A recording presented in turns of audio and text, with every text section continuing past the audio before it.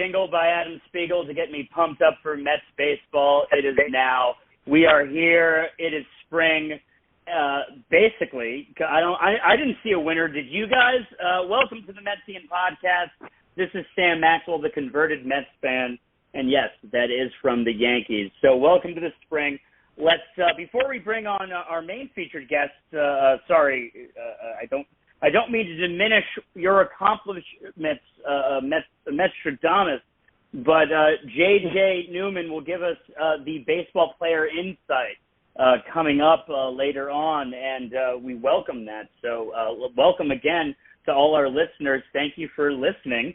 And we will first bring on Metstradamus. You know, since I threw your name out, usually we, of course, bring on our a Metsian roundtable specifically, but I'm going to go to you first, John Coppinger. Hi, welcome. Hi, with the thank you very much. And I don't know if I have accomplishments to diminish, so you don't ever have to worry about that. All the way up I-95 North, as I like to say, because this is such a vast tri-state we belong to, is Rich Spirago in Connecticut. How you doing, Rich? Hey, Sam, how are you? It's good to hear your voice again. It's been a while since you've been on the air, and it's always great to talk to John. I'm looking forward to talking to JJ as well. As we, spring training has started. Pitchers and catchers started yesterday, and first games will be played a week from tomorrow. The Mets do not play a week from tomorrow. They play Saturday, but the first actual major league games a week from tomorrow. So we're on the cusp. We are on the cusp. This is the time, usually I am a little enveloped in all of this, but, kind of life gets to you, and sometimes you can't watch Justin Verlander next to the locker until a few hours before now while you're making the post for this podcast. And I'll start with you, John Metstradamus. When it comes to going into 2023, and we haven't been on air since Carlos Correa signed a contract with Minnesota, and I have many thoughts on that. We're going to cover it briefly because there's so much other things to get to. But when it comes to this offseason, how do you view it from the overall standpoint? Hey, overall, I think it was a success for sure. The Mets filled every hole that was created by the departure of players. So it's not if DeGrom leaves, they get Verlander. They get rid of James McCann. They get Omar Narvaez. Excuse me. They lose Chris Bassett. They get Kodai Senga. Excuse me, who I'm very excited for, and they get Jose Quintana as the fourth starter when they lose Taijuan Walker. So every hole that was created by players leaving, and players are going to leave, they went and they filled it. And it's really all that you can ask of a team. Now, Correa would have been that one over-the-top signing that would have just set everybody on fire. And they tried. They certainly tried. But they were prudent about the medicals, which teams in the past – and listen, we've rooted for Met teams that didn't managements that didn't give out physicals before signing players, with a JJ Putz. But so listen, I think it was a success. I think, yes, remember him? So I think definitely it was an overall success. I mean, we'll see how these players perform. We'll see how Senga and Quintana acclimate to New York. And we'll see what happens with the offense that is relatively unchanged from last year, but hopefully you get some bounce backs and you get some performances from new guys like Brett Baty at third base, and away we go. I really have no lingering complaints. No disparage to JJ Putz. I think he's probably a really cool guy and a great player.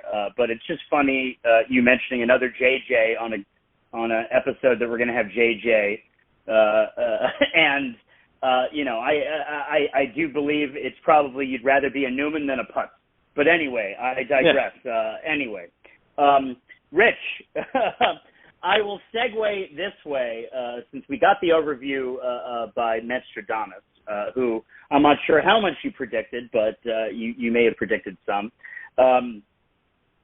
Rich, when thinking about the conversations, he mentioned all the different pieces in the starting rotation that the Mets took care of to replace who left. So would you say the two conversations, and of course go into the overview for sure, but I will start the segue to you with this.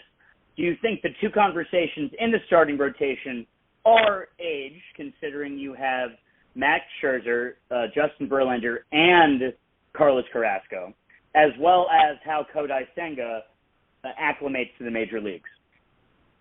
I think that's hitting the nail on the head very squarely. I think, here's something I'd like to share. So Jim Duquette does, as we know, former Mets GM, and he's on SNY. He's a regular on Mets Hot Stove. So last night on Hot Stove, he said something that I think is very telling. He said what the Mets should do, in his opinion, and he said if he were the GM, he would work with the manager to try to have 28 starts each for Verlander and Scherzer, regardless of their health. That's assuming they're in good health. So right there's an acknowledgement that these guys are, getting up there in age. And of course we know that, but it's a real thing. He was saying for a team like this that, let's face it, in all likelihood should be in the postseason, thinking about the postseason on day one and try to do, sometimes 6 days between starts. I think he said something I did not know, which was Verlander, I think only, 3 or 4 of his starts were on 4 days rest. Most of them were on 5 or more. So start managing. I think he made 28 starts last year. So start managing to the postseason right away because of their age. So right there, age is factoring into this rotation. Kodai Senga, it was a sexy signing for sure. You get a guy like that with the ghost forkball and all of that. How will he acclimate to the different ball in the U.S., the different hitters? Hopefully he'll have the advantage seeing these hitters for the first time this year. They have to adjust to him and all of that. But this rotation is going to be determined by how these older pitchers, Carrasco included, hold up and how Senga does. Right. And Quintana's 34, I believe. He'll be 34 before the season starts. So while that's still fairly young, that's not 26 either. So, yeah, I think it's a big deal actually. And when you have to start thinking about, before you throw your first pitch on March 30th, you have to start thinking about limiting starts, maybe limiting innings, so you have these guys ready for the postseason. How can you not say age is a factor, right? So, Metstradamus, John, sorry, I won't keep doing that combination the way it's ordered. I won't keep saying your internet name the entire episode. But my question to you, John, when you think about the starting rotation that Rich just shouted out that the Mets do have, and of course we just talked about where you proceed with caution. However, on paper, as we are wont to do around this time, wow, like that puts people like Joey Lucchese and Tyler McGill, and unfortunately not Trevor Williams, but that's just me. Like people like that are able to both possibly be part of the bullpen and as well as depth in the minor leagues. So, like, that rotation for a team that won 101 games is definitely, as far as I can say, on paper, an improvement. It's absolutely an improvement because it's deep. It goes 5 deep if everybody repeats the success that they've had in stretches last year. And there are ways to manage Scherzer and Verlander. You've got days off that you can slip guys in. You've got, like you said, Tyler McGill and don't forget about David Peterson and Joey Lucchese. And listen, I've been a proponent of having long guys in the bullpen for occasions where you don't want your starters to go past 5 innings early in the season. You don't want Justin Verlander pitching in cold weather. When was the last time Justin Verlander pitched in cold weather regularly? It was with Detroit, so it hasn't been for a while.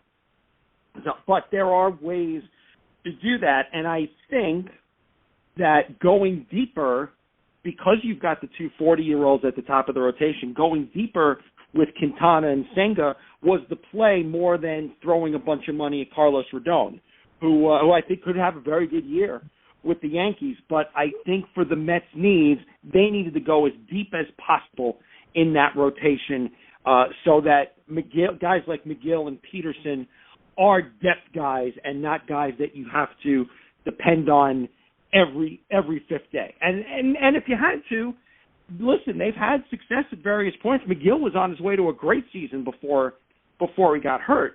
So we'll see. We'll see how it's. I don't envy Buck's mission in terms of getting everybody the time that they want to play and to keep everybody healthy.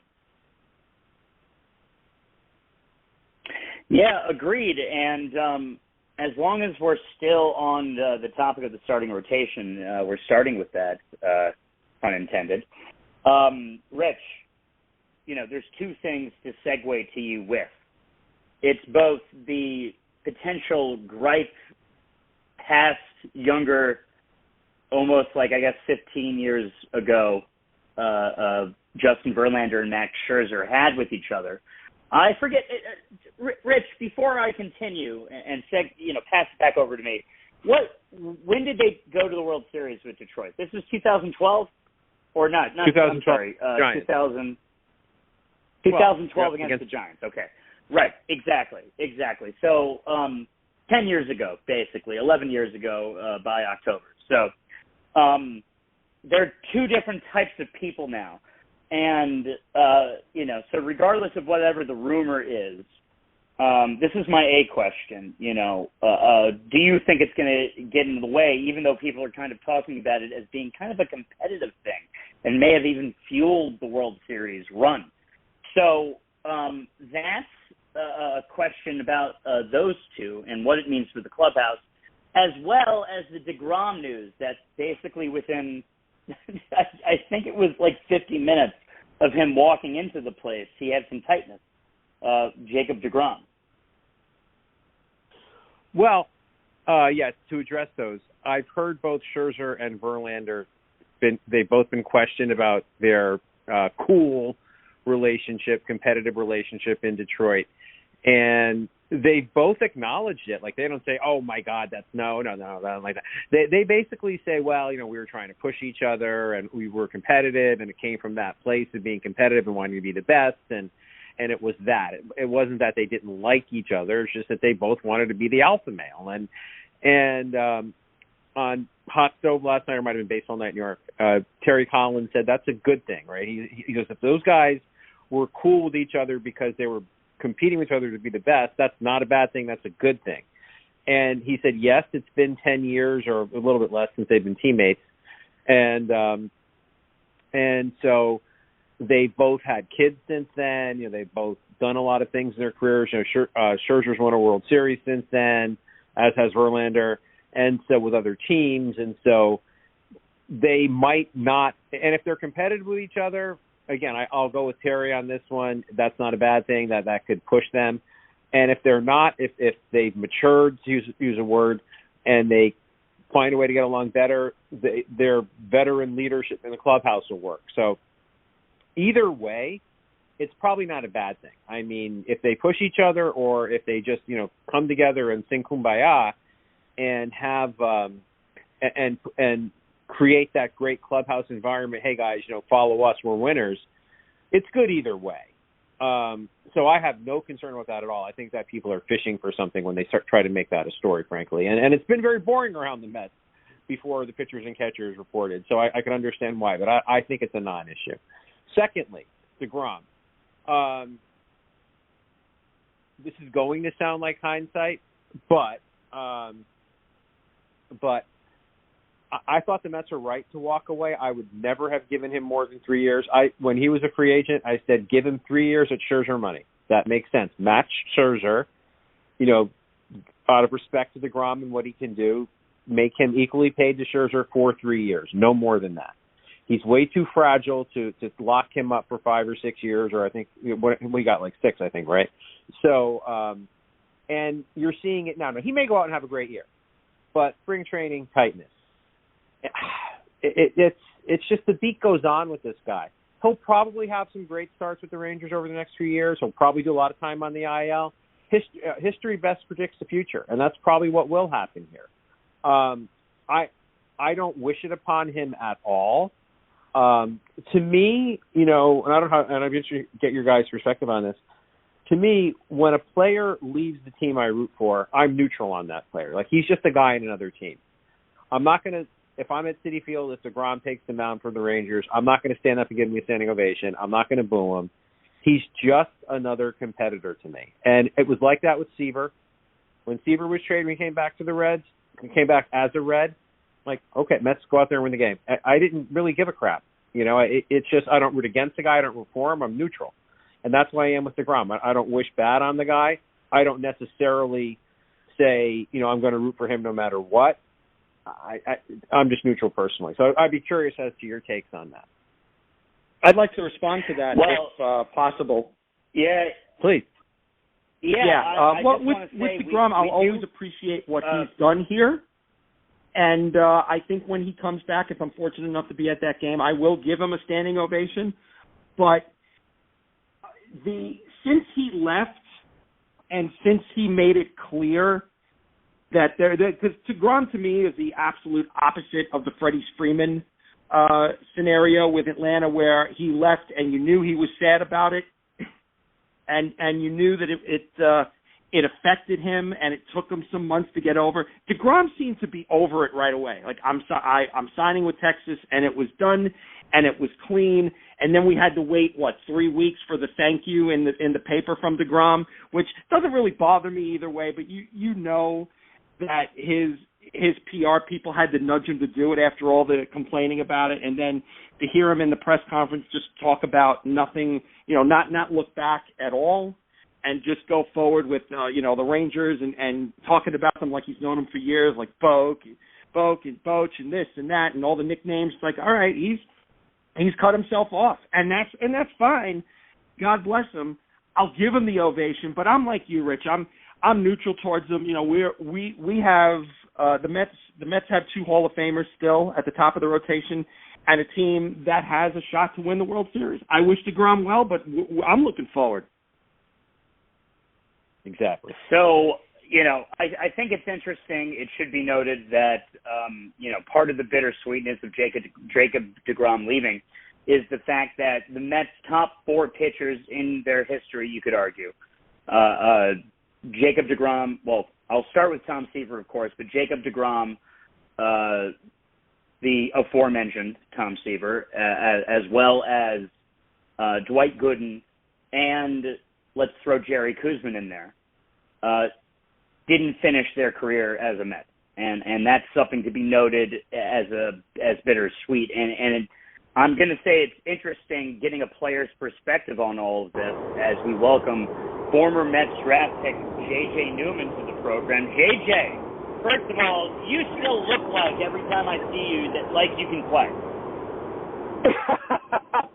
I try to eat right and I try to exercise every day, and I really like that compliment, man. But I try to stay in shape, and, I'm coaching now and everything, so I have to be able to throw the ball around every day. So I'm one of those guys that, I'm fortunate enough to still have an active lifestyle. So you were drafted in 2006, which is such an interesting intersection of all of Mets baseball and the entire organization as a whole.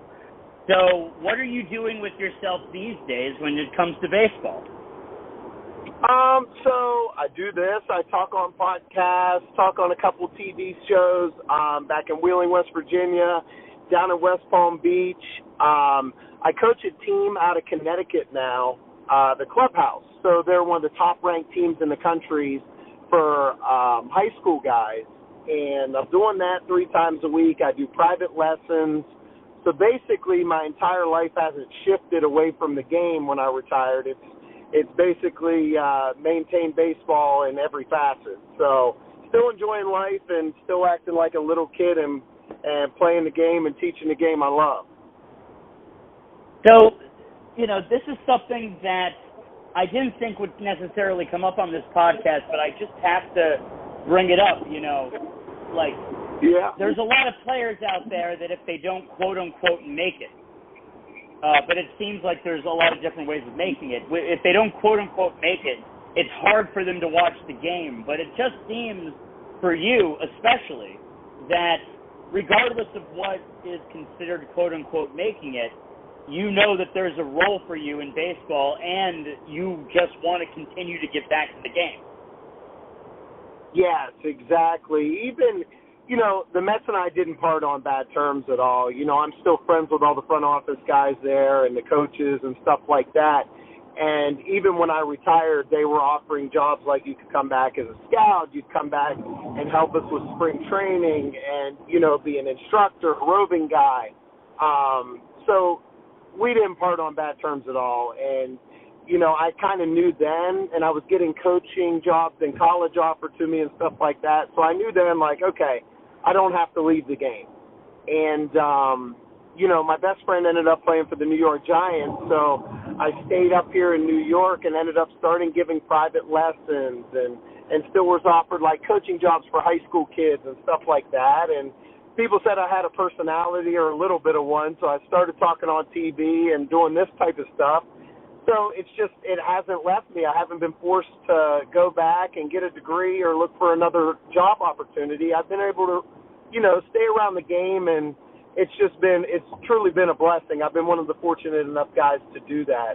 I haven't had to, switch gears and go into insurance or go into, going back to school and figuring it out or anything. So it's truly been a blessing, and, I love it. I wake up every day, and it's like I don't have to go to work. It's just, okay, I'm going to a ball field or I'm going to train or talk baseball. It was my dream growing up, and it's been awesome. Now I get to talk baseball with you guys all the time. Exactly, JJ. It sounds like, in my mind, you have figured it out. So that's great. Yeah. So when you heard some of that DeGrom conversation, put yourself in his shoes, as well as just your overall take on the entire thing. Listen to you guys and hearing a lot of fans and stuff like that, there's usually two ways to look at the game or just sports in general. You have a lot of the people that love a certain team and they're passionate about their team, and I totally get that. And then you have a lot of people that they love the sport and they love the players in them. So for me, for instance, I never really had a favorite team. I just liked watching certain players. I grew up, watching Jeter play, watching Ken Griffey play. So it wasn't like, oh, my gosh, I'm a Pittsburgh Pirate fan or a Yankees fan. It was just like, is Jeter playing tonight or is Ken Griffey playing tonight? So I was that type of guy. However, I definitely respect the guys. I heard earlier, I don't know which one of you guys was saying it, but they said, I'm not giving DeGrom a standing ovation. And, that type of attitude is what, makes baseball so much fun because it's a diehard fan. And I don't care if you come back or not, I'm standing up for you. And I love that. I love that because that's what breeds rivalries and all that stuff. I'm not that type of guy, but I definitely respect that. And that's what makes the game fun. But being a fan, I grew up right outside of Pittsburgh. I kind of like the Pirates. I like Barry Bonds growing up. But, I got to a certain age where I started playing and I kind of knew what I was going to end up doing with this game and playing. And I stopped kind of being a fan of a team and just followed players and appreciate what they do. And, it's just been, even since then, I like watching Mike Trout play. I'm not an Angels fan at all. I do root for the Mets. I will say I am a little partial now. And Sam, anytime I see you, we always have great discussions about it. And I really follow them. And most of the times that I'm on either TV or doing the podcast thing, people are generally asking Mets questions and stuff like that. But, I'm a fan more of the player entity. I like the player side of it. And I appreciate good players. I actually really appreciate mature players, guys that handle the game and respect it really well.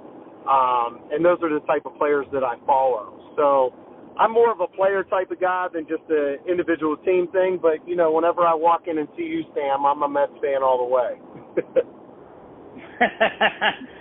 So the Pittsburgh Pirates, and it makes perfect sense since when I'm going over to Chicago, I got to cross through Wheeling if I'm coming from Pittsburgh. It's basically if the Pittsburgh Pirates are in the World Series, you're walking around Wheeling, Virginia, West Virginia. You're seeing a lot of Pirates hats. Oh my gosh, Wheeling, West Virginia. Yes, if Pittsburgh is in the World Series, I'm telling you right now, it's going to be an all-night-long party in Wheeling, West Virginia when that happens. Because I remember a couple of years ago, I was actually covering it on TV for my hometown station there, and the Pirates made the wild card. And it was the most insane experience at PNC Park in Pittsburgh. It was sold out, obviously, but it was so loud and the fans are so passionate there that even like the ESPN cameras and everything, when something happened, were shaking. Like it was noticeable on TV that the crowd was so loud, it was shaking. I remember, I forget who was on the mound. It might have been Cueto. Johnny somebody Cueto. He dropped the ball on the mound. I know he dropped the ball in the balk. Yes, I was thinking of that as you were talking about the last time the Pirates were in the World Series. That moment, and then the next pitch he gives up a home run. And the next pitch he gives up the wild card, of course, but Freudian slip, of course. Yes, exactly. It was so amazing, seeing that. And that, Wheeling it's 30, 45 minutes outside of Pittsburgh. So basically, West Virginia doesn't have its own professional sports teams like in the NFL, NBA, or MLB. So everybody kind of gravitates towards Pittsburgh. You'll have one or two guys that are Cleveland fans or whatever. They're known as the outcasts. But we're all Pittsburgh guys back there, and anytime they go to the Super Bowl, they go to the World Series, it is an electric atmosphere there. I'm not a Philadelphia fan at all, but I was fortunate enough I went to the World Series for a couple games this year down there, and it reminded me of Pittsburgh, like that electric fan base, that blue-collar fan base. Like it's great for sports. Seeing games in Pittsburgh whenever they do well is amazing. However, those years with baseball are usually few and far between, unfortunately for my friends back home. But yeah, Pittsburgh's amazing, and you go through the friendly city of Wheeling, man. You got to stop and have a beer there. They got a couple good bars for you, Sam. Yeah, I got to check it out for sure. I've only actually passed over the bridge, so that is something. That is a thing, and I think that's kind of like. A lot of Mets fans, hate the Phillies, but I will always root for the Phillies over the Braves like I did last year. There just seems to be, because of maybe the Northeast, it's a similar blue-collar fan base, and sometimes you have a lot of both friends as well as family that overlap. I think that but at the same time, I've met a lot of great Braves fans, so it's just bottom line, I think, like there's all different reasons why we root for other teams when our team isn't in the playoffs. But I digress. JJ, I'm going to want to talk about with you Florida spring training, but I want to pass it over to my other compadres on the podcast right now, and I'm going to start with Rich Spirago, who is one of my co-hosts on the Metsian Podcast. Awesome. Sounds good.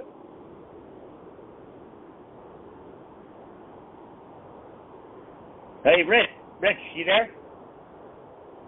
Oop, I was on mute. Sorry. Hey, JJ, nice to have you on again. Oh, thanks, man. Good to talk to you again, Rich. So, yeah, I guess my question would be, well, I have two questions. One, I happen to live in Connecticut, so I'm interested to know where the team is that you're coaching. Maybe I can come by and check you guys out. That's the first question. Absolutely. And then secondly, as when I'm a little bit older than you guys, so when I was a kid, they used to say that players used to get in shape in spring training, right? They would have off-season jobs and all that kind of stuff. When they got to spring training, they would try to lose the weight, they would run, they would get ready. Obviously, that's much different now. The athletes are their bodies are like immaculate, all season, all off-season. What was it like for you? What I'm interested in is when you were going to go to spring training in February, not so much what was February like, what was October through late January like? What did you do to stay in shape? Because you were mid to like 2006, so you're obviously in the era of athletes being in shape all year long. What did you do when you weren't at a facility? How did you stay in shape? Right. You know what? I was very fortunate, and this is the situation a lot of guys fall in, where when they get drafted or whatever, they do have to go back and work in the off season, or go back to their countries and do other things, and they don't have access to everything that they actually need to really get their bodies in shape and stuff. And I was very fortunate. My family supported me so much, my sisters and mom, and I was also, during college, I was one of the guys that worked out constantly. So instead of Friday night going to a frat house or a party, I was in the gym until midnight, with the ex-pro guys coming back to visit us and stuff like that. And I was waking up, hitting balls on Saturday morning, working out Saturday. So I already had that lifestyle. And once I did get drafted, my best friend actually played for the Kansas City Royals at the time. We got a place in New Orleans together. So we lived in New Orleans in the off season, and we trained 24/7 at Pelican Athletic Club down there. We worked out for 2-3 hours a day. Then they had like all the fields and stuff supplied to us. Like we could go throw, we could go hit. We had batting cages, even if the weather was bad. So it was still like I might have taken 2 or 3 days off at the end of the season and went back to West Virginia with my family for a couple days. But then I was right down in New Orleans, and I went down there until Christmas, maybe went back to Christmas for 2 or 3 days to West Virginia, and then I went right back down to New Orleans and got after it. And, there was about 3 or 4 other pro guys, a couple football guys in the NFL, and we all trained together, So I was very, very fortunate that when I showed up to spring training, my goal was to show up like it was mid-season. I didn't want to show up like, okay, I got to get my timing down because I haven't seen a 95-mile-an-hour fastball in 4 months. I got to get my body in shape because I haven't sprinted, I haven't lifted weights. I'm not used to swinging a bat 150 times a day. I wanted to show up first day of spring training, show these guys like I'm in business. I busted my ass in the off season, and I'm ready to go. So I was real fortunate that I had my family supporting me. I had friends that were kind of in the same shoes as I was, and just as passionate. So, we had a buddy system. We got up 6 a.m. every day, went and worked out, went and hit, went through, did all our stuff. We ate right.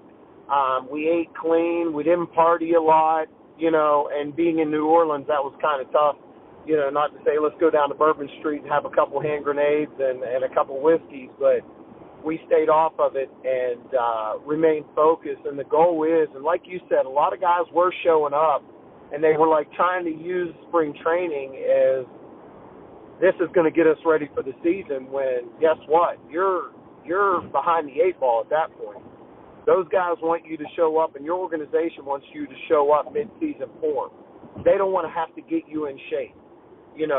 They always say, yeah, pitchers and catchers come to get their arms. Like, the pitchers and catchers have been throwing. They've already been throwing. They're showing up to show you what they have and to get prepared, to go over the approach in the games and stuff like that. It's not like they show up throwing 85 and they have to get ready to throw 95, in 2 weeks. They show up ready with their stuff. So that was my goal. That was my personal goal, show up day one, show the organization that I'm ready to rock and roll, show the organization that, I busted my butt. This means the world to me. It's my, I don't have any distractions in the off season or anything like that. And they run you, the Mets anyways, run you through tests on the first day, running tests, throwing tests, weight tests, all this to see where everybody's at. And I know guys that got released by the 3rd day of spring training because they showed up out of shape. and, it was bad, but I tried to show up just like it was mid-season. So I would get together also with pitchers in the off-season, hey, guys, come down to New Orleans, in the middle of January, come down. If you want to throw, I want to stand in and hit while you throw, because I had a couple buddies that were catchers down there too. So we literally we prepared the best way you could, to get ready. However, when you go down in spring training in Florida in the hot sun and humidity, that's one thing to get prepared for too. You got to hydrate every day and get ready for it. And the guys that, are coming from Wisconsin and Michigan that, they're leaving 30 and 40 degree weather and coming down there, you could tell that was getting to them too. So, but yeah, my goal was to show up every year to show the organization, I came prepared. I've been busting my butt. I wasn't sitting on the couch eating Doritos and playing video games all off season, So that was my goal, and that was most of the guys' goals. But I was fortunate enough that it was pretty easy to do. And the other question you asked, the team I'm coaching, it's called the Clubhouse, and I was approached by Mike Porzio. This was back in August. He's a 10-year Major League vet. Pitched for the White Sox for a long time, Colorado Rockies, bunch of teams. And he started this clubhouse team in Connecticut. And now they're ranked every year nationally in the top 20. The program overall is ranked in the top 10. And now I'm the head coach of one of their teams. And it's been a great experience. I always said I was never going to coach a team since I retired. However, since I've been doing it, it's just been amazing. We went to the World Championships down in Florida in the fall. A bunch of my kids are signed to really big schools. Looking forward to the draft this year, and it's been a great experience. And transitioning these kids from what they think is hard work to telling them my story and how hard I worked and seeing them hit another level, with their progression. It's been amazing. So, yeah, it's in Fairfield, Connecticut. I believe the closest games that we play around here are in Boston. They have a perfect game tournament up there. We're in Atlanta. I know Fort Myers, Alabama, San Diego. There's a bunch of places we have to travel to. So it's hard to get us, for people locally to see us. But it's been awesome, to be in that position, especially when I never thought I was going to coach again. But it's been great. It really has. So how's everything since the last time I've been on this podcast? Well, you want to take that, Sam? You've been on this podcast. Yeah, I think the last time you've been on this podcast, it became a different podcast. The last time you were on this podcast, I believe it was the Rising Apple Report, and now, shout out to them, or not exactly a report because it retired with us, but welcome to the Metsian Podcast, JJ, your inaugural visit to it. Yes. We're going to pass it on to Metstradamus, John Coppinger. Hey, and it's such a pleasure to hear your perspective, JJ, specifically on the DeGrom thing, because I try to tell people all the time that professional athletes don't think like you and me. They don't think like fans. It's nice to know you kind of do, but I do like that you do think a little differently than us fans who always like to say, oh, you should come back and play for us because he's going to win here and this and that. It's not the only thing that players think about, especially as they get older. So I really do appreciate your perspective, and I'm happy to be here with you. I got a few quick hitters for you, if you can. Back when you played in the minors, a lot of people, a lot of the talk recently has been about living wages, getting minor leaguers living wages. Was there a lot of talk about that amongst the players when you played? Or was it just you didn't really know that was a possibility, so you just never talked about it? And my second question to you is, now that you're the coach of a team, how do you coach the kids in terms of, because you said you always appreciated the mature players, the ones who had respect for the game. How do you pass along respect for the game in an era where everybody wants to bat flip or and celebrate wildly? And I'm not saying that I'm against that at all. I'm curious to know your perspective on that. And then my third quick question is your favorite place to eat when you were on the road. Awesome. Those are really good questions. Actually, the last one sounds like a question I would ask on a panel. But yeah, your first question with the wages and minor league wages and stuff, and I mean, you know, you have to look at it. A lot of guys that actually get drafted get pretty good signing bonuses, so it doesn't affect them. However, some of the late drafts, the senior signs and stuff like that don't. Now, depending on which organization you're fortunate enough to get drafted by, usually even if you get paid bare minimum, it might be $500 every 2 weeks. I forget what it's at right now. Usually they take care of everything anyway. So it's not like you're paying rent. It's not like you're paying, you know, payments for anything else. They take care of your house. They take care of your transportation, and they take care of your food. So when I was with the Mets, I didn't dip into my signing bonus. I didn't dip into anything while I played because literally they fly you from where you're at to training camp.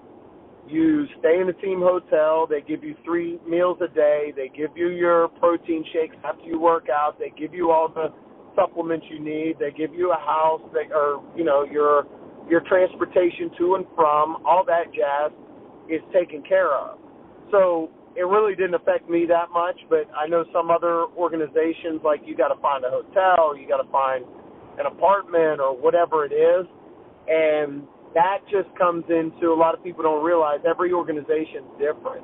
And I was fortunate enough that, you know, the top 5 organizations to get drafted to are the New York Yankees, the New York Mets, the Dodgers, the Cardinals, and I would say the Chicago Cubs, like as far as taking care of their players. Like, you know, you don't have to worry about anything. Yeah, you get paid a bare minimum, but you're there to play baseball. And usually you're at the field, you know, 12 to 14 hours a day.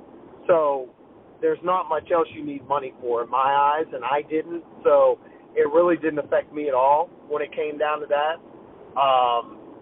You know, so other guys, I get it. Like maybe they want to go out, maybe they want to do other stuff, but my focus was on baseball, and the team was taking care of everything I needed at that point. So it wasn't very, you know, it wasn't very hard for me, you know, with no money or anything else. I could get out there and play and not have to worry about, oh my gosh, who's paying my bills in my apartment or this and that. You know, I stayed in team housing, ate all the food. We had a catering service at the hotel, so dinner would be taken care of or breakfast there. Then we had a cafeteria at the stadium, so everything was taken care of there also. And transportation to and from, our team had buses scheduled to go, you know, from the hotel to the stadium. And, you know, it was real easy. So that really didn't affect me too much. As far as your second question, I hate the bat flip stuff. I hate the showboat stuff. You know, I was a guy that, and I'll tell you a quick story. The year I got drafted, you know, I was preseason. Pretty much everybody knew if this guy has the year he should, he's getting drafted. He's a pretty sought-after player and everything else. I remember the first game, first at bat, I'm the leadoff hitter. I hit a bomb over left field fence. First pitch of the season, left field fence, hit a bomb, and I bat flipped. I basically walked halfway up the line because it was probably 330 to the fence, and I hit it about 460. So it was a no-doubter. And I remember turning around second base and seeing half of the scouts like picking their bags up and already leaving. And I come around third base. My coach says and he said, talk to me after this inning. Go in, sit down. He goes, don't you ever do that again, man. He goes, that's not you. I've never seen you do that. You don't bat flip. You don't show up the other pitcher. You don't do that stuff. And immediately I regretted it because I actually wasn't that type of pitcher. I don't know what came over me in that moment, but I did it, you know. And I'm actually glad I did it because it trained me, okay, don't do this in a real serious situation. And I'll never forget that. And in fact, after that year, every single major league team either flew me to their major league ballpark or came in to work me out at college. And every single team asked me about that. Like, you know, what happened that first ball you hit of the season? We understand it was the first pitch of the season and everything. You were probably excited, but we didn't understand the bat flip and everything else. And I said, you know, it was a lapse in judgment and character, and it was outside of my character. I'm not a cocky player. I don't showboat. I barely even talk during games. I'm focused. I lead by example, and that's something that example was set, and it wasn't a good one. So, I learned from that situation, and fast forward to this fall, I train my guys that the only people we talk to on the field are our own players, our own teammates. We don't talk to the other team. We don't talk to the other coaches. We don't yell at umpires. We don't do all that because that's the fastest way you're either going to get kicked off of my team or you're going to sit on the pine next to me. So there was an incident this past fall where pitch outside to one of my players, and umpire called it a strike, and the kid looks at me like kind of confused, like, really? Which, okay, that's all right. And the other coach goes, good pitch, way to pitch. And my guy turned around and said, no, it wasn't, and talked back to the other coach. And they jawed for a second. I got in between it. I said, get out here and play. Everybody meet me on the field after this inning. We ended up getting out of that inning, and I told them all, I said, I don't care. We'll leave this field as a team and forfeit the game if I ever see that again. We respect the game. We don't talk to other coaches, let alone, like, as a player, you shouldn't be disrespecting another coach, whatever they're talking about or whatever they're arguing about. You don't talk to them.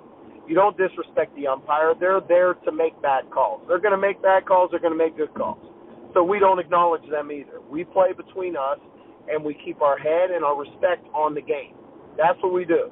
So we don't do that, and that's something, that I bring up almost every day with these guys. I'm leaving Connecticut now, in fact, and had this talk, with the guys. I just had my middle infielders working out and everything. Like, we play with respect. We respect the other team. We respect the other coaches, but we worry about ourselves. We don't do that showboating stuff. There's no bat flipping. There's none of this celebration stuff. You hit a home run, that's what I expect you to do. You make a good play, that's what I expect you to do. I don't want to see all this stuff going on like you've never done it before. I made that mistake so you guys don't have to. So it's something that I don't accept. I really do not like it when I watch it on TV and I see certain guys bat flipping and showing up and pounding their chest. It's like, really, how immature has this game gotten? Like, that should not be acceptable behavior. I know we're all Mets fans here. We love them, but the one guy I always bring up is David Wright for the Mets and Derek Jeter for the Yankees. And, I bring them up all the time and how they played the game with respect. They didn't showboat. They didn't show up opposing pitchers. I never remember David Wright acting like that or Derek Jeter. And those are guys that are class acts. They play, they play the game the right way. And even opposing teams, even if you're a Mets fan and hate Derek Jeter, you still respect him. You're not going to say he's, that guy's the biggest jerk I've ever seen, and I hate his character. I hate his morals. I hate that guy. You might hate him as a player because he's on the team you can't stand, but you respect him. And I'm sure Yankees fans felt that about David Wright as well. It's just certain players like that you genuinely respect, and you could tell they respected the game, and that's how I'm trying to raise these guys and teach them how to play the game because, honestly, like I said, we're one of the best teams in the country, so the talent is there, and I want to make sure that when these guys, or shortstop just signed to Boston College, or third baseman to Stanford, left fielder just signed to Pepperdine, I want to make sure that when our name's out there and these colleges sign them and they're like, oh, they played for JJ, or Mike Porzio, that they know what type of player they're getting. They're getting a mature player that respects the game, works hard, and plays the game right. The entire climate of the game now with the bat flipping, the disrespecting people, you got guys like Trevor Bauer. I'm a very understanding guy. You got guys that like that, and I see their point. They want to make the game exciting, but I feel like there's a different way to do it. I don't appreciate it. I don't like it. That's my personal opinion. And I guess your third question was my favorite food, favorite place to go. Favorite place to eat on the road, yeah. Yeah, favorite place to eat on the road, and this is so funny. Like I said, my best friend got traded to the New York Giants when I was up here. So him and I lived together in Clifton, New Jersey for a long time, and we traveled. He's from Columbus, Ohio, so we would always travel back to Columbus and back to Wheeling together for my charity event and his stuff. And both of our favorite place, it's the same exact place. It's at his Waffle House. In the South, we had it all the time, and then going back to Columbus, Ohio, they have it there. So Waffle House getting an all-star special with an orange juice is like heaven on earth. However, I love wherever it. we I love it. Delicious. Afterwards, we would time each other to see who could get to the bathroom the fastest. But I don't care. I don't care how that felt. It was that food going in is amazing. I love Waffle House. But you guys, have you guys been down? What's y'all's favorite? No, JJ, I was just gonna throw it out there that like sometimes a lot of like brand names and chains, they get hatred, and it's like you had to get there somehow. Exactly. At Waffle House, I don't care where I'm at or what I'm doing. I could be leaving a wedding in a suit and tie. If I see a Waffle House on the way home, I'm stopping and getting an all-star special. Like, it's just my favorite food on there. It's like a feel-good food.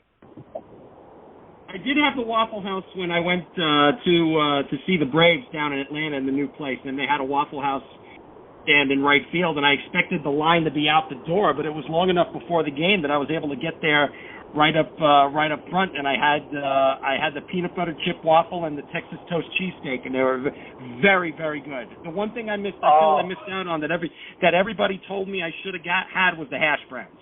The next time I got to have the hash browns. Well, how long did it take for you to run to the bathroom after that? Are you one of the soldiers that held it in? You know what? I think I was one of the soldiers, but if I ran to the bathroom, I blocked it out of my memory because I don't tend to remember that. I just remember how good that food was. Yeah, that's my favorite. What a good question. I remember I was talking to a panel that was on Top Gear, and everybody's asking all these car questions to the Stig on the show, this guy that came in. 200 people asking all these car questions. They come to me and are like, "Hey, what are you going to ask them?" I said, "So what's your favorite whiskey? Like, you got to travel to all these countries driving these cars. What's your whiskey?" So I love that question. That's awesome. Oh, tremendous. Tremendous. No, thanks for all the answers. Perfect. That was great stuff. Great stuff. And can I just say also that the only time that I've ever run to the bathroom in a stadium that was of my opposition was Yankee Stadium, and they immediately rallied with the Mets in a 3-1 lead in the seventh. The Yankees immediately rallied when I came back. So never again in any stadium will I do that. But anyway, JJ, before we let you go, this is just tremendous stuff. First of all, thank you so much for being on the podcast. It's been wonderful, and I wanted to ask you. We always send it over to our guests before they go for their final word, as well as shameless plug. Anywhere you would like anybody out there to know how to find you. Oh, that's amazing. So the shameless plug would be my Instagram or Facebook. It's JJ Newman 9 is Instagram, and you can find me on Facebook. I'm actually never on Twitter. I'm one of the few guys that have done that or haven't done it. Like, I have a Twitter, but I'm barely ever on it. I'm actually not much of a social media guy. Like, I post once every couple of years maybe. But there are people. I just sent a bat out in the mail. A guy reached out to me from Indiana on my Instagram. He was a college kid that I guess saw me on there, and he asked me to send him a game-used bat signed as I just sent it out 2 days ago. Sometimes I'll get requests like that, and I answer them as quick as possible. But that's at JJ Newman 9 on Instagram. But other than that, like, I'm not much of a social media guy, but that's where you can find me on there. Excellent, man. JJ, we appreciate you joining the Metsian Podcast, and we will let you go. Thank you so much, man, for joining us. Awesome. Anytime you guys need me, I'm there for you, Sam. I really appreciate the invite, and thanks, guys, for the questions and everything. It was awesome. Thank you. I'll see you next time. I'll see you next time you're in the city, JJ. Hey, you got it, brother. You guys take it easy. Take care. Travel safe. Later. JJ. All right, thanks. Later, guys.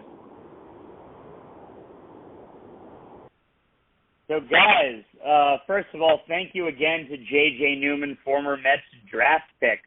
It's pretty amazing. And like I said, Rich, I'll start with you. There's many different ways of making it.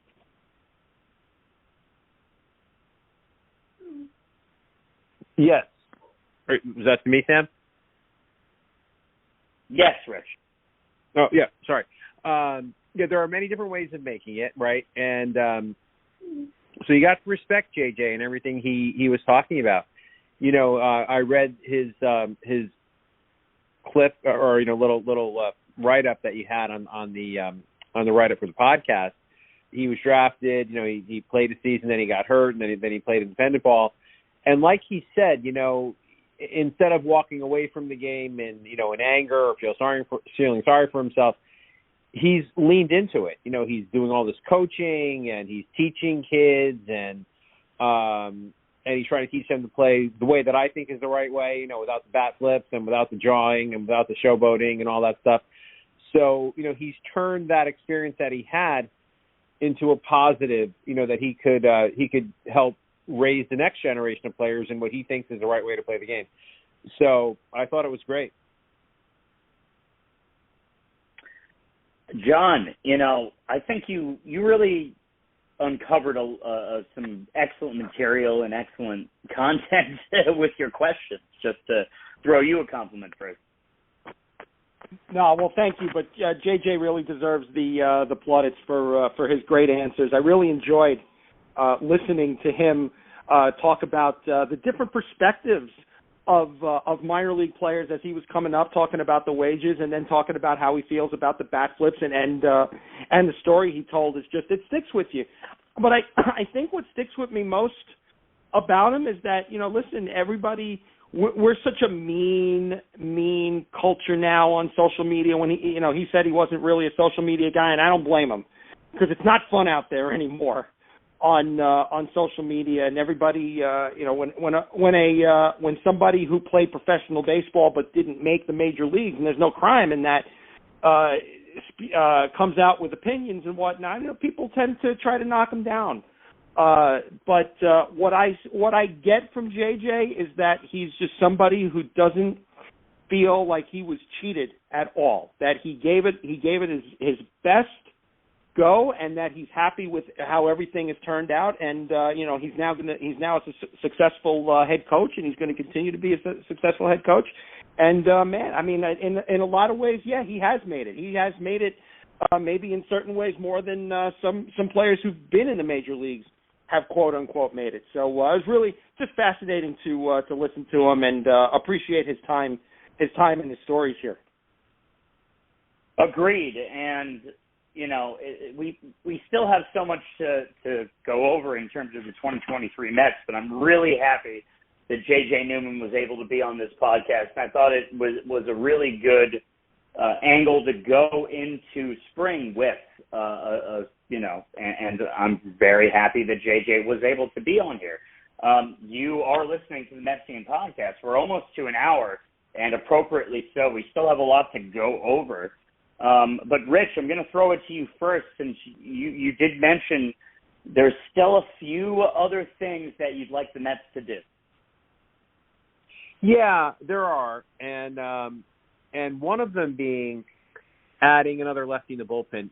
I don't know, maybe it's traditionalist thinking, but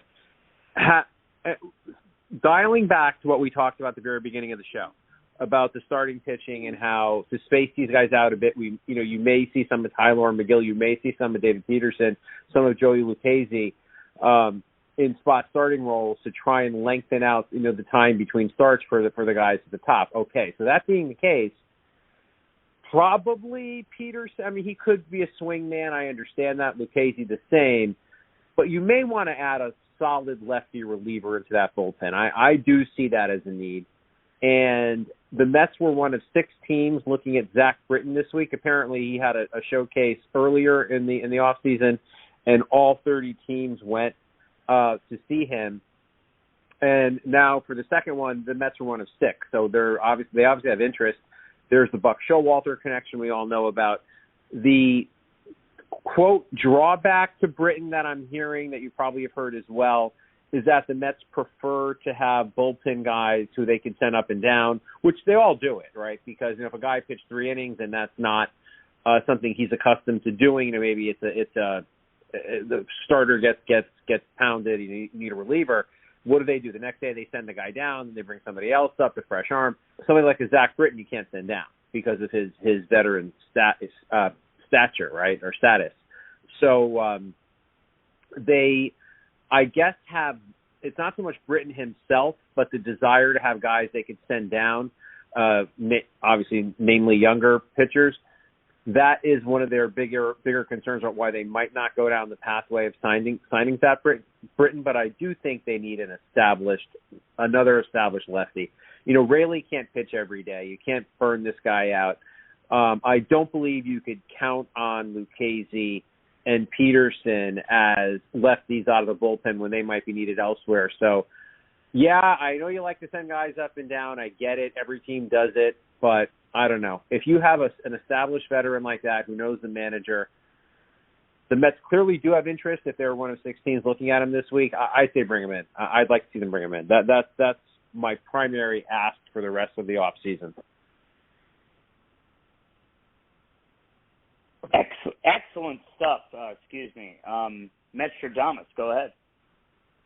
I'm going to agree with Rich here. For the simple matter of you haven't skimped on anything else this offseason. You went and got the AL Cy Young Award winner, and then you almost landed Carlos Correa to a deal that would have sent your payroll with the luxury tax well over $500 million.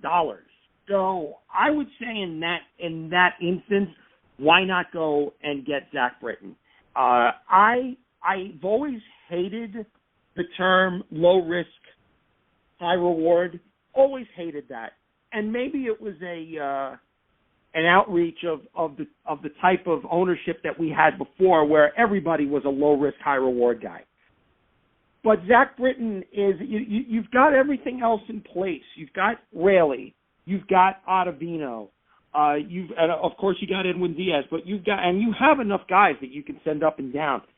Why not get that next level left-hander? I feel like everybody's been waiting for Andrew Chafin to sign with the Mets, and I think until the end of Chafin's career, he's going to be forever linked to the Mets, no matter where he goes. He's like the Jay Bruce of his generation.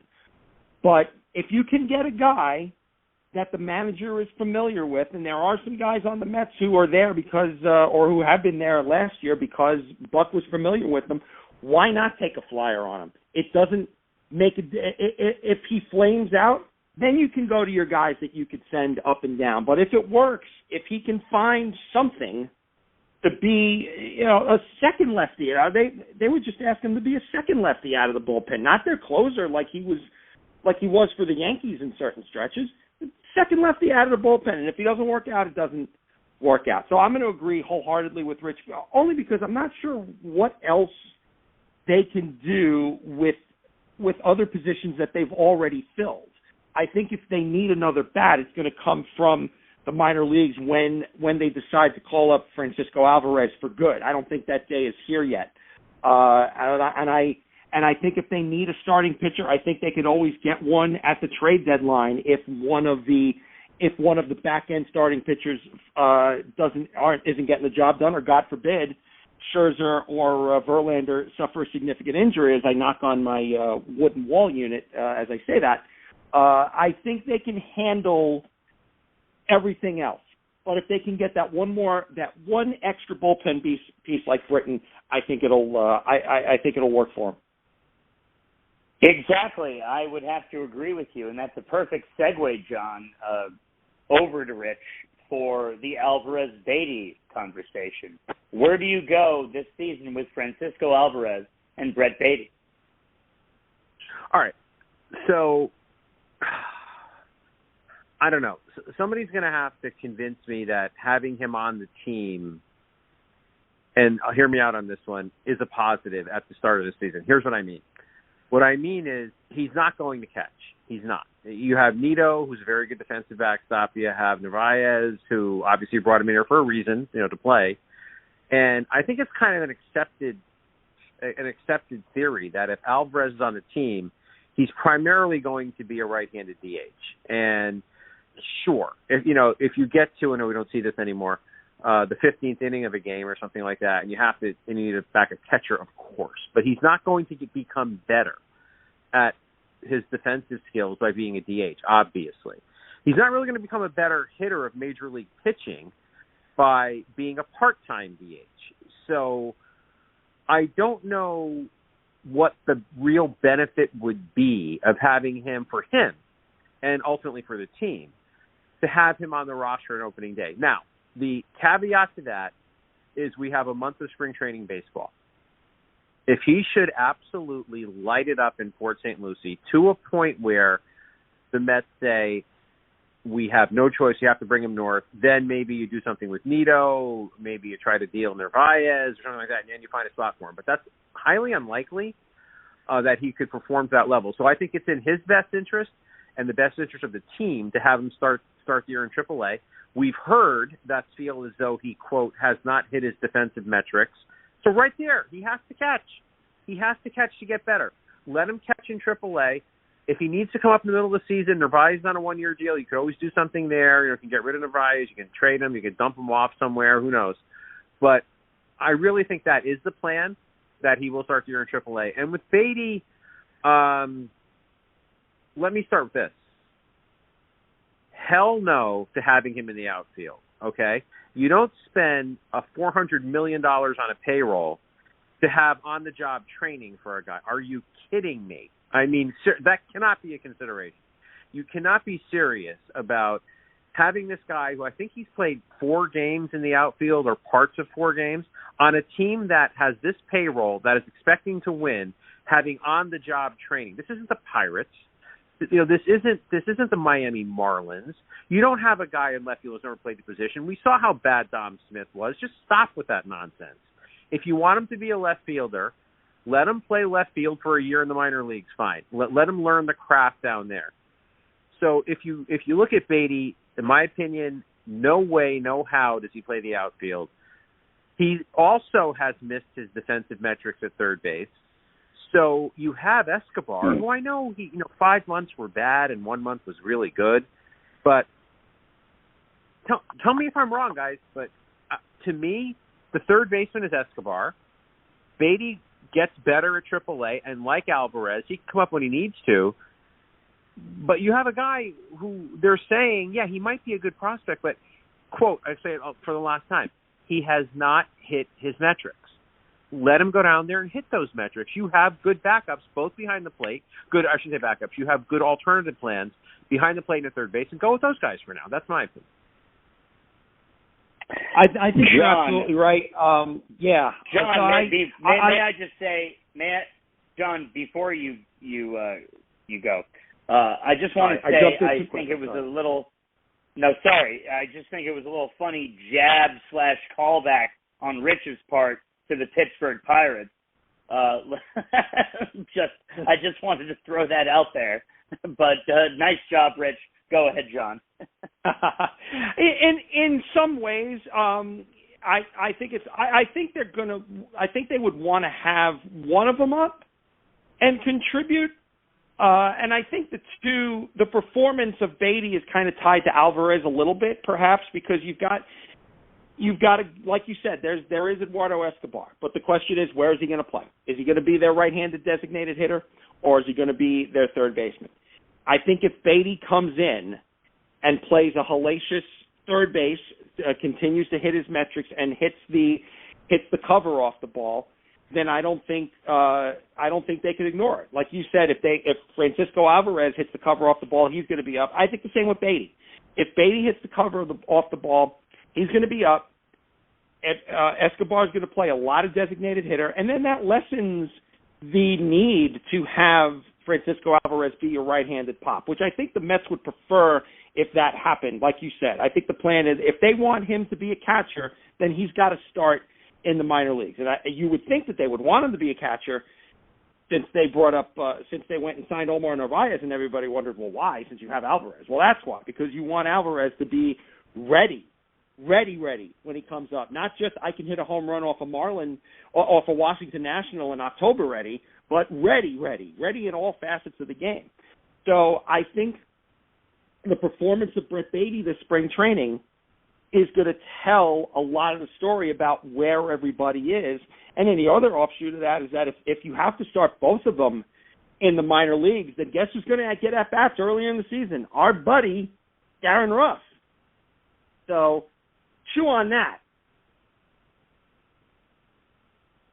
Oh, Jesus. See, Rich, I thought I was going to go to you with something completely different, but Darren Ruff's still on this roster. Would you expect that the Mets will cut ties with him sometime this spring training, or do you think this could be, one of the bounce-back, comeback players of the year? I think Darren Ruff is a wild card, and so Duquette also spoke about that. So there's a chance. Darren Ruff had a horrific time. We're not going to sugarcoat that. But he also has a career mark of being able to really mash left-handed pitching, and that's why he was brought here. He was hitting left-handed pitching well, but he just did not do it here. So, if he shows that he has regained his, form, confidence, whatever you want to call it, in spring training, I could absolutely see Darren Ruff making the team because he's a veteran right-handed bat who was brought in here to hit lefties. And if he shows he could do it and it was an anomaly, then sure, give him a chance. I have no problem with that. Duquette also spoke to this. He also spoke to, the Mets gave up, I don't know, how much of a prospect was that left-handed pitcher? I forgot his name. Sabucky. How much of a prospect was he? They gave up, I believe, 3 prospects. We don't know how good these prospects were to get Ruff. And he said if you're in the front office and you bring in a guy like that and he absolutely tanks for whatever the reason, and you gave up 3 prospects, you're a little bit loath to just cut bait with him right away. So I think the Mets are going to give Ruff a serious look in spring training, give him every opportunity to show that he could still hit left-handed pitching. They probably hope that he does. To Duquette's point, they probably hope that he does. They probably hope he makes the team and that he does well so they can get some of the egg off their face for the trade. But I do think he'll have a fair shot. And look, we're rooting for the guy, right? I mean, he's got the blue and orange on. We root for him. And I hope he does have a great spring. I hope he does make the team and mash left-handed pitching. And I hope Vogelbach matches right-handed pitching. Until these guys are gone, they're Mets. And, and we give them a fair shot to do what they have to do. Rich, I have to segue to this real quick since you mentioned that. I was once I told this story on some podcast, whether it be here or other, that I parted with the Mets sometime in 2012, and I saw Kelly Shopik at where I said this to Kelly Shopik was not the club, but the benefit that I saw in that. And I said to him, "Welcome to the Mets family." And he seemed, this was in September 2012 when he had only been here since the end of July maybe, and he genuinely was like, thanks, man. Appreciate that. And that's something that is, Kelly Shopik will always be part of the Mets family. And like you said, Rich, there's just, until he's not a Met, he is a Met. And that's how it works. Like, you were in that orange and blue uniform. And until you take that off, you are not, you are a part of the family. So you have been listening to the Metsian Podcast, which involves the orange and blue, of course. And before we go, we'd be remiss if we didn't talk about, takes the orange and blue off, but always a Met, the late, great Tim McCarver. I will start with you, Metstradamus. Excuse me, so I'm stumbling over my words at the end of this podcast. Metstradamus, that's a good one. I like that. John Coppinger. Thank you. Exactly. We've been talking a lot. Mr. Coppinger. Yes. We've been talking a lot lately. I need to hydrate again. No, go for it. Get some Gatorade. So, we've been talking a lot about how the trio of Gary, Keith, and Ron has tied and will surpass the trio of Ralph Kiner, Bob Murphy, and Lindsey Nelson in terms of lore, Mets announcing lore. And for people that grew up in that era, in Ralph and Bob and Lindsey's era, that's amazing to think about how Gary, Keith, and Ron are going to surpass them in longevity, which is really amazing, and it's proof that nothing lasts forever, right? When we talk about those two trios in Mets history, the bridge from one to the other, for the most part, was Tim McCarver. And I barely remember. I came in as my Met fandom at the tail end of Lindsey's tenure. So the guy that really taught me the game of baseball is Tim McCarver through his announcing on Mets telecasts. He was, for that era, and probably for any era, one of the greats of baseball broadcasting, not just for the Mets, but nationally as well. And people have said that near the end of his career, he got a little bitter and a little salty. And listen, it happens to the best of us. Not everybody can be Vin Scully, right? But Tim really taught me the game of baseball. The reason I'm here with you guys, the reason I blog and talk about baseball on podcasts and whatnot, and the reason that I love this game, the reason that I can confidently come and try to sound smart about this game, even though I'm really not, is Tim McCarver. Now, would he want to take blame for that? Probably not. But he taught a lot of people, a lot of baseball fans, the ins and outs of baseball and made it enjoyable. His time with Ralph Kiner, his time with Steve Zabriskie, he made it enjoyable and light and fun while teaching you a thing or two along the way. So, and on a personal note also, I actually interviewed Tim McCarver. It was about 25 years ago. About a charity that he was doing. I think it was No Tobacco Day that he was sponsoring. Wow. And he was such a joy to talk to, and it was such a blur because I was so nervous. I was probably 27, 28 years old, and I was so nervous because this was the guy that taught me baseball. I don't even remember what he said. I don't even remember what I said. I remember him telling me a joke, and I laughed so hard out of nervousness, out of discomfort, that I probably made a fool of myself to this guy. But when you look back at the pantheon of Mets announcers, I don't think anybody can forget the contributions that Tim McCarver made to Mets fans who grew up with this team in that time. Sam, if I may, Rich. Yeah. Oh, I'm sorry. Go ahead. Yeah. No, I was just going to say that my first introduction, other than Fox Broadcasting, it sucks to say this, but, I mentioned I was a converted Mets fan from Yankees, and Tim McCarver and Bob Mercer at some point were paired together on Yankee broadcasting, and it was yet another time that the Yankees took something that had formerly been the Mets. But that was my first introduction to Tim McCarver. Yeah. So for me, kind of like John, not to sound sappy about it, but my dad died when I was 8. So, and he was very into sports, but gone at a very young age. So I'm watching these games with Lindsey, Ralph, and Bob, and those guys I had my uncles and stuff. When I would see them, they would talk about sports, but who else is teaching you this stuff? They did. They taught me as a little kid, what baseball was all about, what to look for. And then, like John said, by the time I was, a little bit older and had a foundational knowledge, here comes Tim McCarver in 1983. And his way of explaining the game from a catcher's perspective was unparalleled. I mean, honestly, it was. I know people who said they didn't like his Southern accent, people who said they didn't like that he talked too much and all that kind of thing.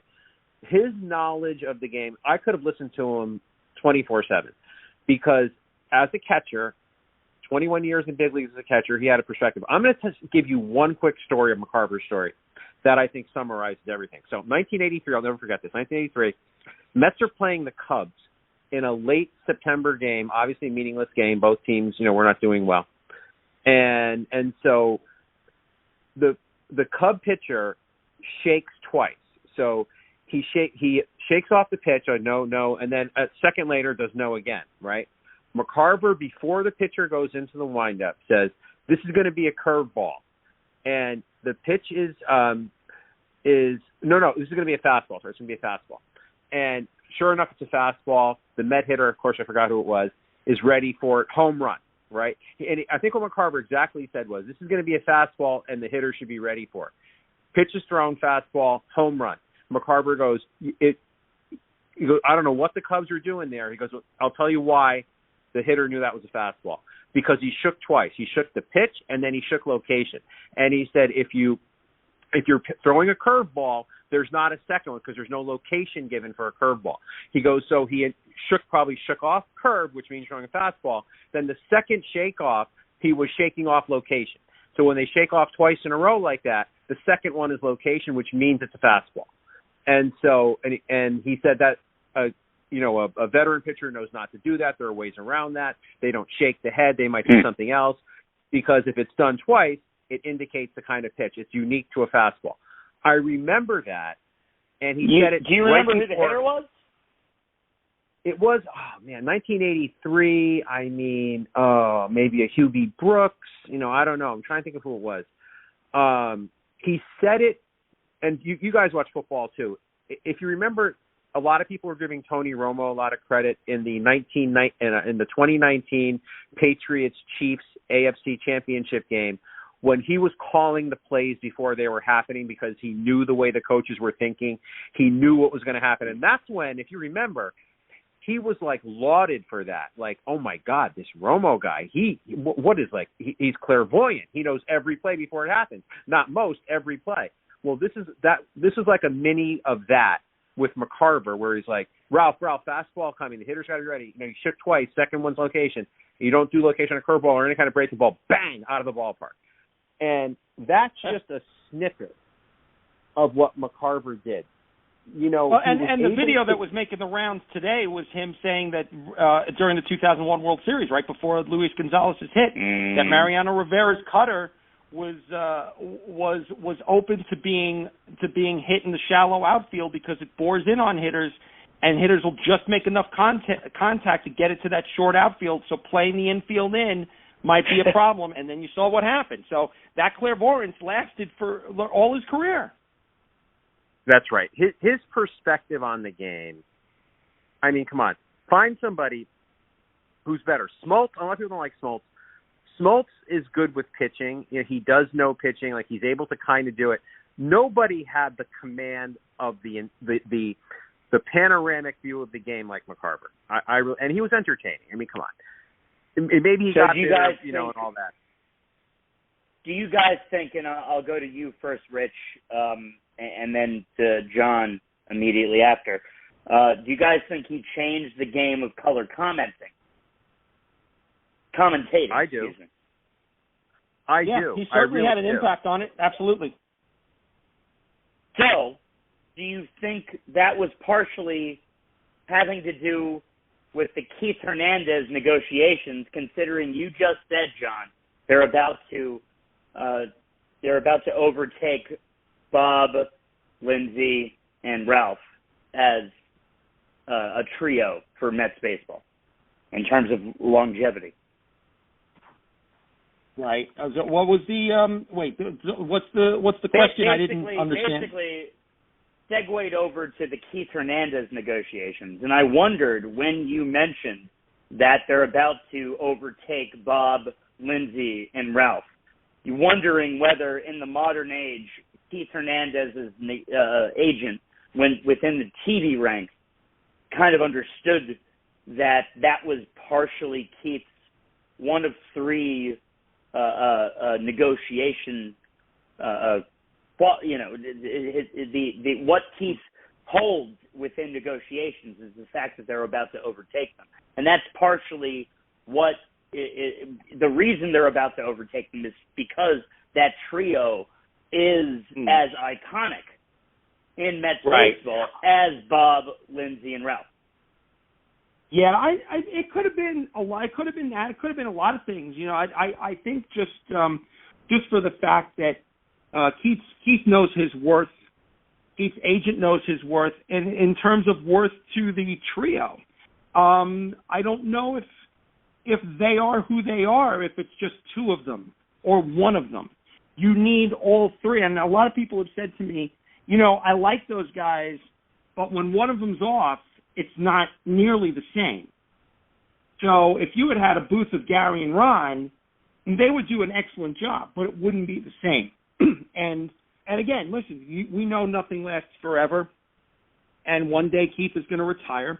And I think also you're talking about that you don't want that to end this way with a failed contract negotiation. You want those guys, and Keith will probably be the first one because he's the oldest. You want Keith to have that farewell tour, because it would be hilarious. A Keith Hernandez farewell tour would be the funniest TV going. So I do think, seriously, and I think there's a lot of factors that went into, hey, come on, let's bring Keith back. And I will say, I'm really shocked that it's a 3-year deal.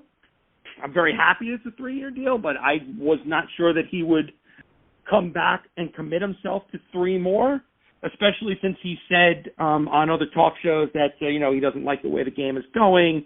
He made his comments about the Phillies. I can't stand watching him play.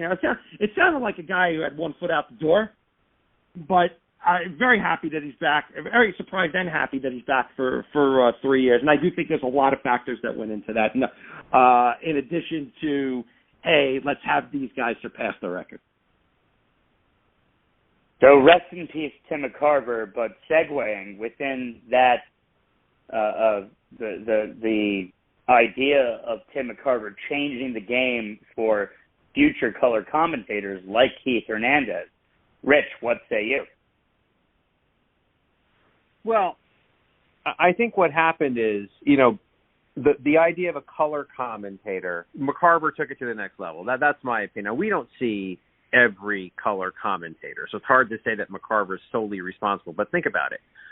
1983 is when he began his broad. I think he had done the Phillies for a year or two, so he had maybe begun in 1981 or 82 with the Phillies, and then he comes to the Mets, which is clearly where he made his chops. So what was color commentating like before that? I'd have to say McCarver did raise the bar quite a bit. I mean, you had Bill White doing the Yankee games, the former player, and you had Ralph Kiner doing the Met games, former player, and that's what we saw in this area. So, all due respect to Ralph Kiner, all due respect to Bill White, were those guys on the level of McCarver? I'm going to say no. I mean, respectfully, but no. So McCarver came in as the color commentator, the third person in the baseball booth, the ex-jock, and really ratcheted up the whole thing, and I think that's what you see now. I think you see networks and regional sports networks are being they're being very selective in who they hire to be their color person, because again, it's not just, hey, I'm Ralph Kiner, I'm a former player, I make some malaprops, I call Gary Carter, Gary Cooper, everybody loves me, that kind of thing. It's not that anymore. The bar to be in that booth has really been raised, and we can't say it's solely McCarver, but did he have a big hand in that? Yeah. I mean, 1983, that's a long time ago, folks. And he was cutting edge, and I think he did raise the bar, yeah. So where are you on the Keith Hernandez negotiations? That's kind of like a silent part of this entire offseason. And should point it out that the Wilpons still own the majority, I believe, or relatively speaking, of SNY. Well, Keith's a gem, and those guys work. I think Gary Cohen's fantastic, and with Darling and Hernandez, and keeping them together, I think, was important, and I'll tell you why I think that. Could the Mets have brought somebody else in? Sure. Absolutely. But at the same time, keeping them together, especially now when they're on the precipice of maybe winning, how great would it be to have this group that started SNY to have them together when the Mets finally get to the top of the baseball world again. And of course, it's wishful thinking. Yes, I'm saying that too. But so what I'm saying is, it's not so much about Keith individually as much as I love the guy. It's more about having this crew that has been with us since 2006, day one of SNY, having this crew see the journey through and be with us when they, or at least have the opportunity to be with us when the Mets, if the Mets, hope the Mets get to the top of the sports world. So to me, it's more about that.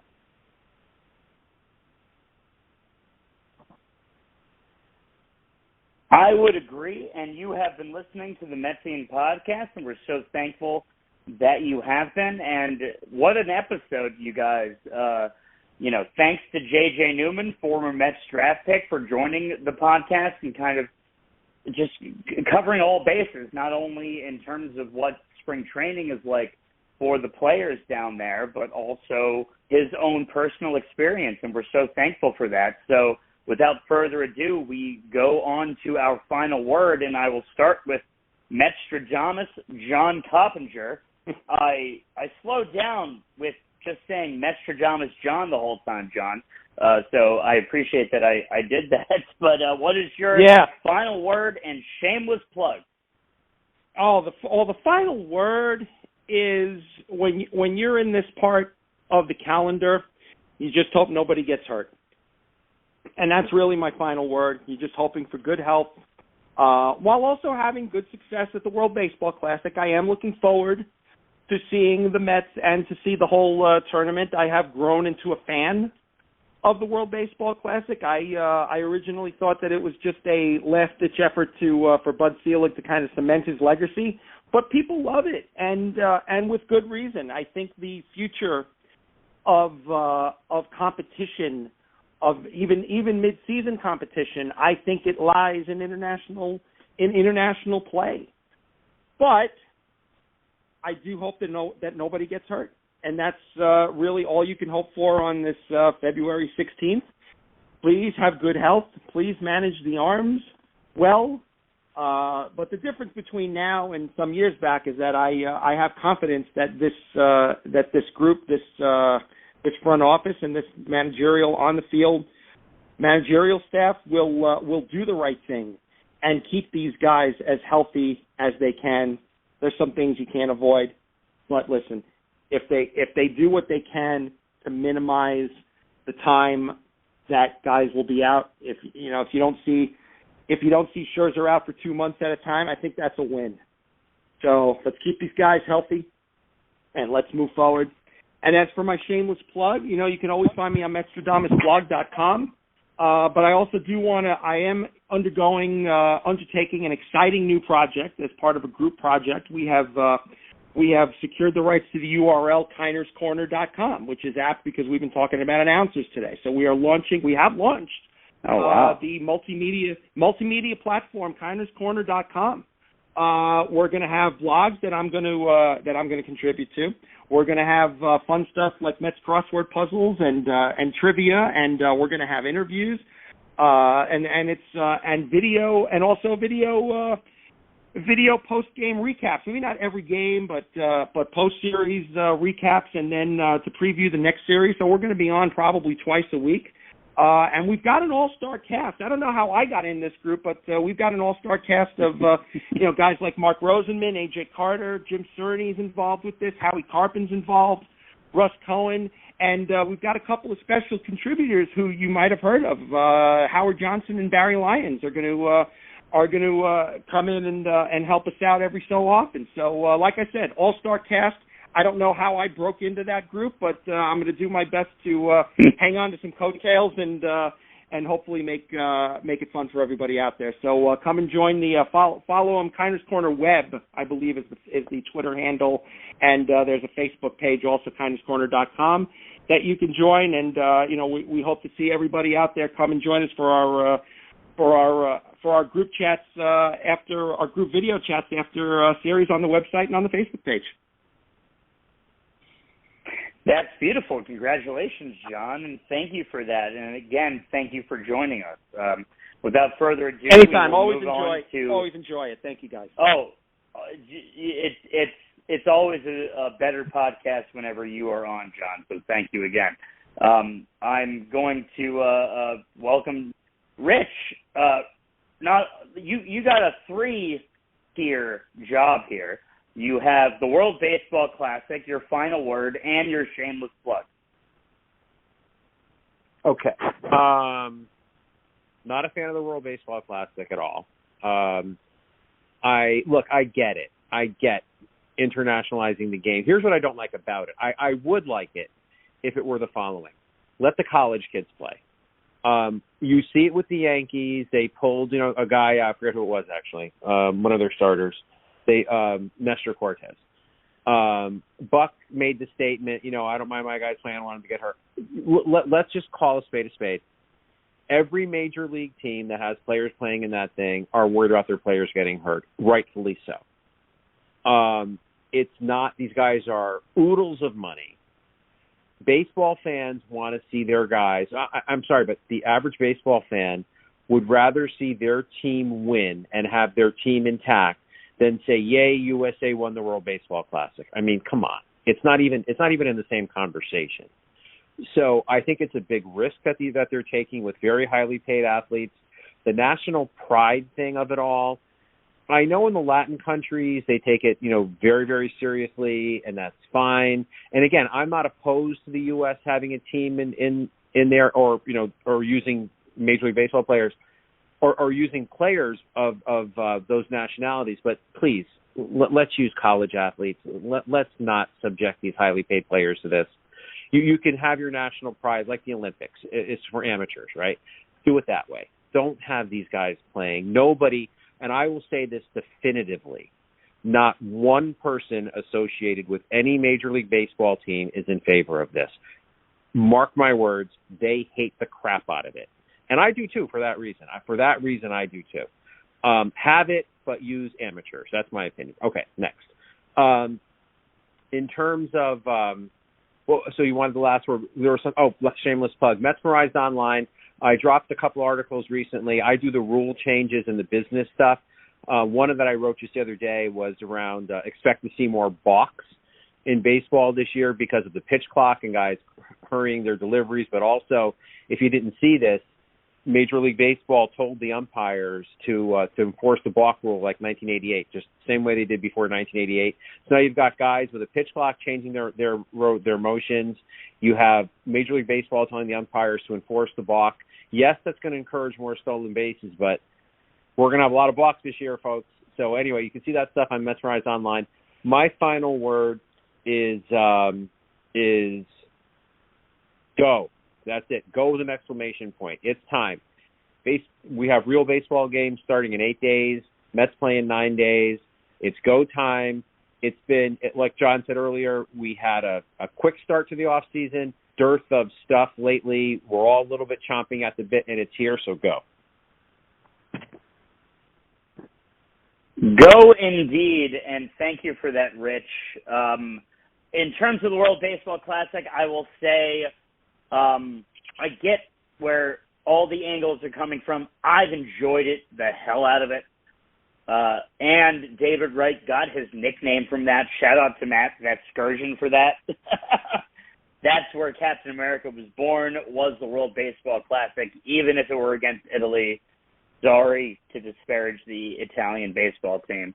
It's going to be an interesting World Baseball Classic because Great Britain made it for the first time, and that is definitely an interesting, evolution of this international ball play. So we'll see how Great Britain does because they have made the World Baseball Classic, and it just dawned on me as we're talking about it that is indeed the case. So let's see how they do in that round robin, which I'm guessing and with British baseball legend Jazz Chisholm on the team as well. There you go. Right. So, John, I real feel quick, bad do you know how that happened? In 2016. Again? No, how did that happen? That Jazz is on the British team. I think he visited Britain once. I think the rules are really lax for the. No, I think he has like a grandmother that's actually from Great Britain. So, and I feel bad because in 2016 I saw all those teams play in the qualifying tournament in Brooklyn. I saw Pakistan play Brazil.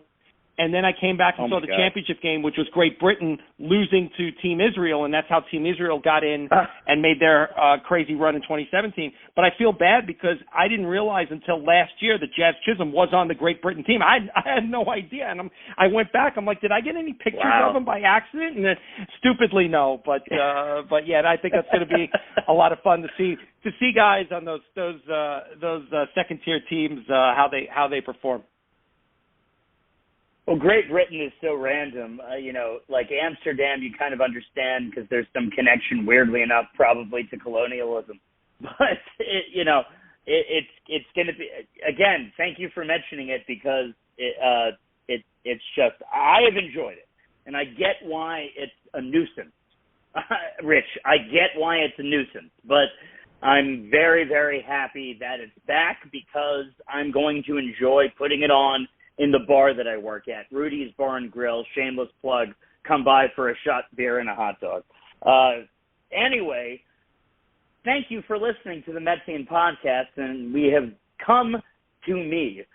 First of all, thank you again to former player J.J. Newman for joining the podcast, giving us such great perspective on what it's like around this time for a player as well as his own unique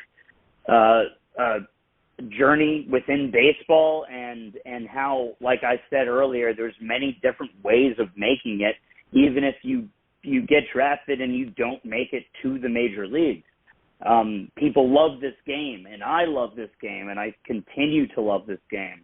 As I get into other sports and continue to love other sports, baseball is still the anchor for me when it comes to sports, and the Mets are still my anchor within the baseball ranks, and I'm going to LA next week, a much-needed time off, and I am going to the only jacket I'm going to bring is my Mets jacket from 2012, so it is now almost 11 years old because I got it around the time of my birthday. It might even be I might have gotten it, around the time of my birthday. It might have come directly on my birthday, so it is directly 11 years old at this point.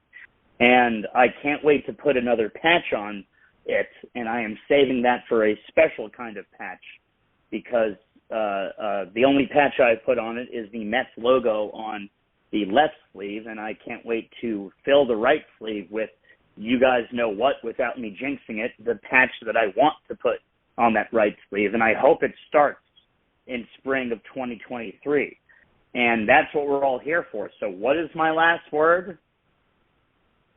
Change the narrative. We won 101 games last year, but we still couldn't get it done. We blew the division. We blew it in the wild card. And I hate to use that word because it's associated with us for so many decades.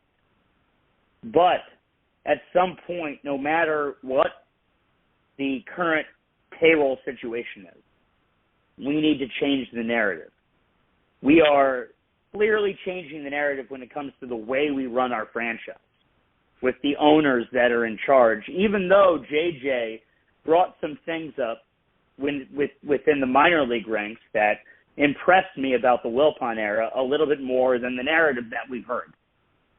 Still, I've heard it's a 180-degree turnaround for the people that work within the corporate ranks of this Mets franchise. So it's time to translate that within year 3 to the field. 3 to 5 years. Here we go with 3 years. That is exactly the window that Steve Cohen was talking about. Let us go, like Rich said, go, but change the narrative as we begin this new journey. And again, appreciate J.J. Newman, appreciate John Coppinger, Metstradamus. Thank you guys so much for joining us, and the only way to end this is let's go Mets. Take care, everybody. Let's go Mets. Travel safe. Everybody. Thanks, John.